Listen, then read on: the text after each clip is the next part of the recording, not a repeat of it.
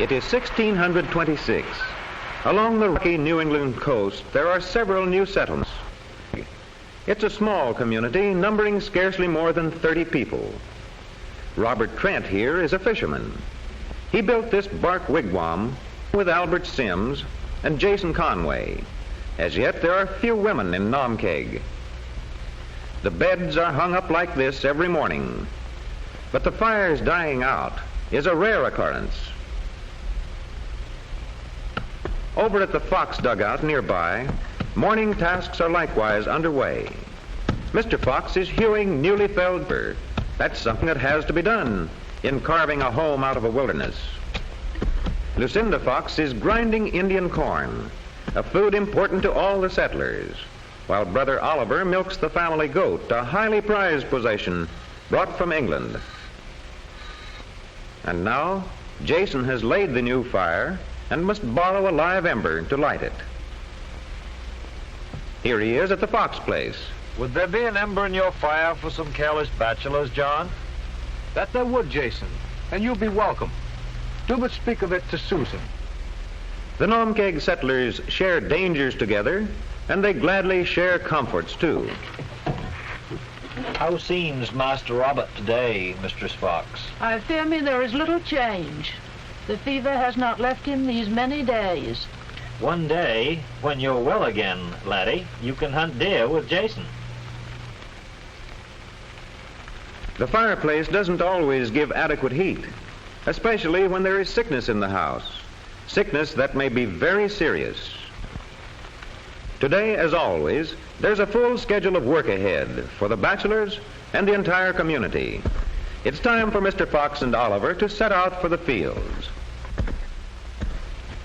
Their clearing is just over beyond this ridge of rocks. There's a good view of the ocean from the ridge. And Mr. Fox and Oliver are glad to see their neighbors hauling in a plentiful catch of fish. Food from the sea, food from the land. The settlement will need both when winter comes. The first corn crop is coming along well, thanks partly to the Indians who abandoned some cleared land in these parts even before the settlers came. The sight of ripening corn makes John Fox feel confident. It makes him eager to clear the ground for larger plantings. It isn't easy, this clearing of a wilderness. It isn't easy removing the stones from the rocky New England soil. But it makes a difference when you're building something new. Jason here, repairing the roof of the bark wigwam, had a far more comfortable house in Dorchester, England. But this is a new home in a new land. It makes a difference.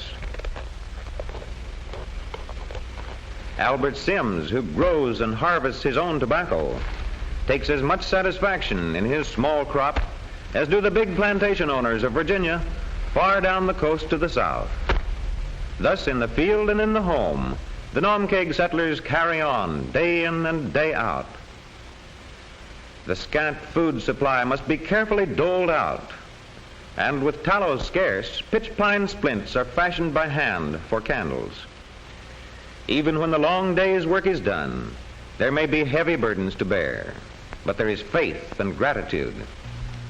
Our Father, it hath pleased thee to set us upon this alien shore, where thy bountiful providence hath granted us shelter and our daily bread.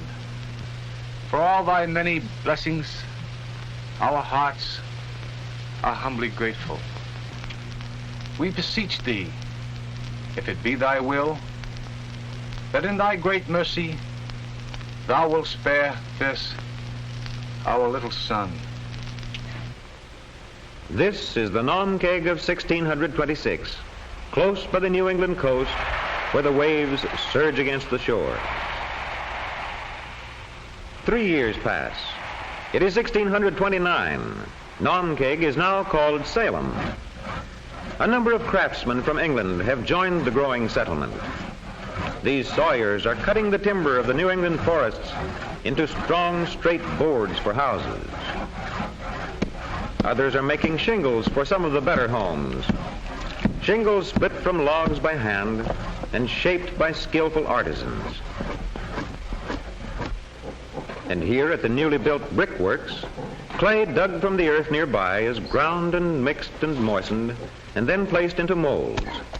Sized and shaped by the wooden forms, the blocks of clay will be dried in the sun and later hardened in kilns.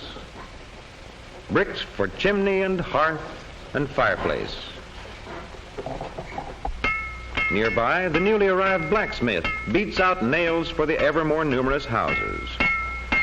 The iron for the nails and the coal for the forge have to be brought from England. But the actual manufacture can now be accomplished here. Even so, to the local supply must be added nails of English make.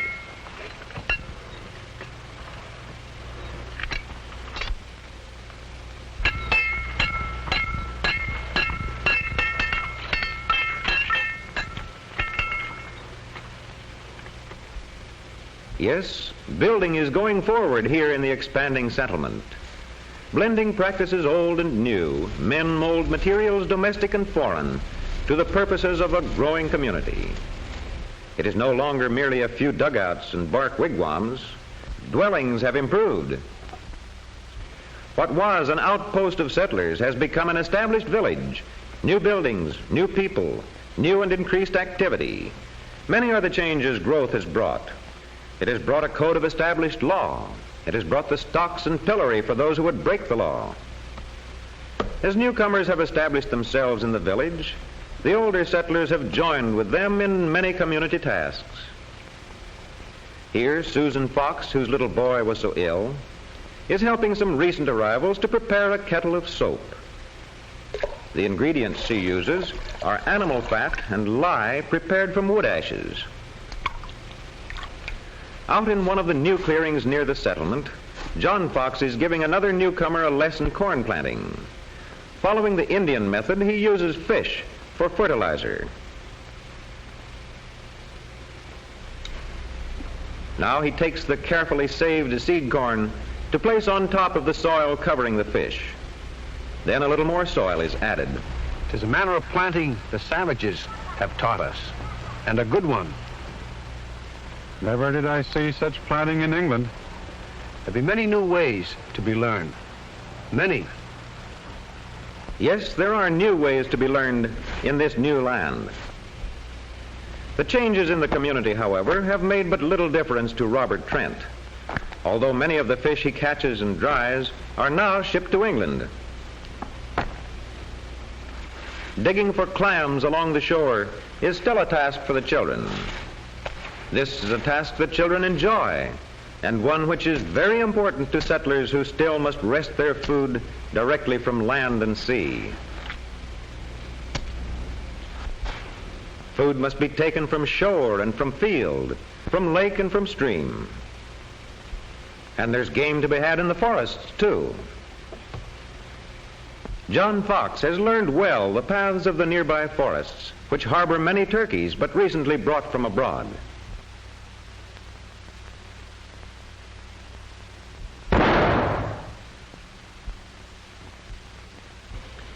In the gardens of the settlement, medicinal herbs are grown, some of local origin and others transplanted from England. Mistress Lane, who is skilled in their preparation and use, supervises a selection to be used in a special broth. Later, she carries her preparation to a case of serious illness in the home of Harold Perry. Here is a draught of herbs, fresh brewed for Mistress Perry. 'Tis most timely and welcome, for the pain is still sharp. Yes, there is still sickness, and there is still the helpfulness of neighbor toward neighbor. There has to be in a new land where the settlers face the uncertainties of a new way of life. Mistress Perry knows that building a better world requires courage and faith. And these men writing back to England, they know that too. We are sorry to send back the ship without better lading, but there be much sickness among us, and many of our number lack strength to survive the winter's cold. Yet, for the most, we remain of good heart and make what haste we can to build our plantation. Among our number there be those of divers motives, some mainly prizing liberty of conscience, and some chiefly seeking worldly gain. Yet we form one body politic, joined by common consent. There is resolve and hope and promise here where men still build. Here on a shore where men can say, we form one body politic, joined by common consent.